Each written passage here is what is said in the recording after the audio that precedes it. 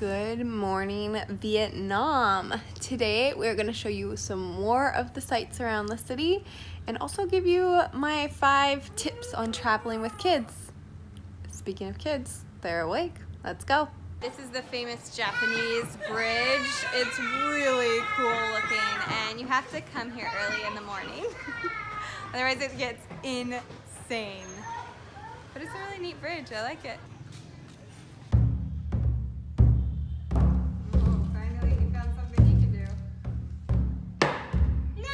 We just summoned the Chinese god of war with that song.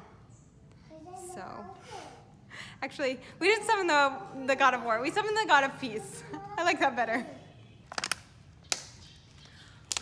Okay, we just learned a little bit more about the city of Hoi An. Apparently, the Japanese used to come here and they used to trade a lot with the Vietnamese, and so it was kind of like this blend of cultural things, and that's why that bridge is called the Japanese covered bridge, because so many of the things influenced here are from the Japanese, which I think is pretty cool.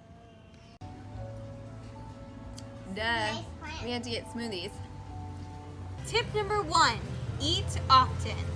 If your kids are anything like mine, they get really cranky when they're hungry. So you need to have a lot of food on hand. You just really need to eat often with children. And that will keep them happy and that will keep them, I don't want to say entertained because you shouldn't use food as entertainment, but it will keep them entertained. So eat often, tip number 1. Tip number 2, make sure if your kid naps at home, make sure they nap on vacation while you're traveling. Try to keep it to the same-ish schedule. They'll be much happier, and I promise you, you will be much happier if they nap.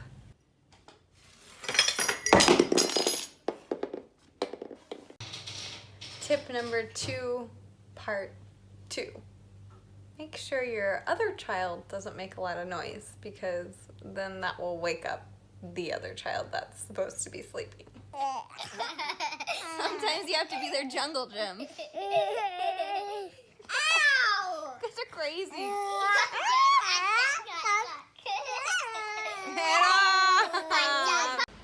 This is our second time having to do laundry because we are completely out of clean clothes.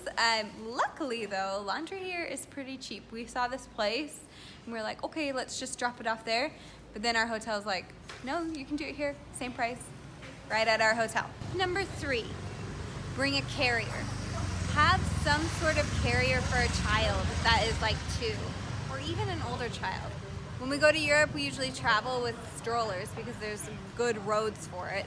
But when we come here, we opted for this guy right here, this carrier, which is awesome. And it even came in handy when Stella got her bum foot on this trip.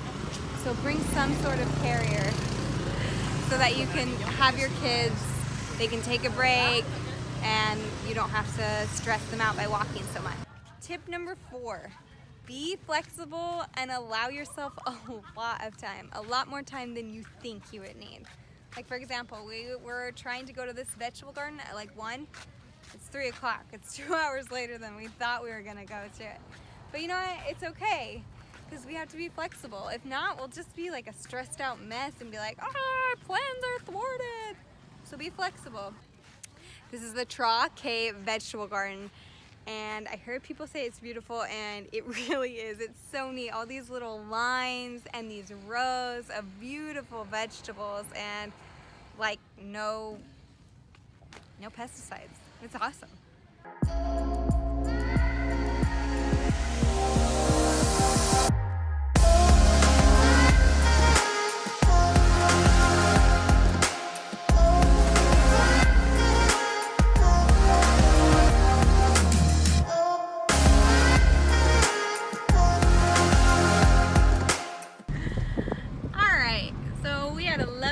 Walk around the vegetable garden, but now we are starving because our food plans didn't work out. But hey, what did I just say? Tip number 4, be flexible, which is hard to remember sometimes. We were opting for our French place because we know we love that. We loved the sandwich and the crepes that we had, and it's closed. So we ended up just getting fries at some random place. and rice and vegetables and Cone Cafe, our frozen coconut hot chocolate. It's a winner. So it's a really good way to finish off our day that didn't go 100% as planned, but that leads to tip number 5. Things aren't gonna go your way, but you need to just enjoy your time and have fun, huh? Have fun with the little kids that you have because they won't always be this little, and just enjoy the trip that you have. You know, life can be super stressful and you just need to enjoy your vacation.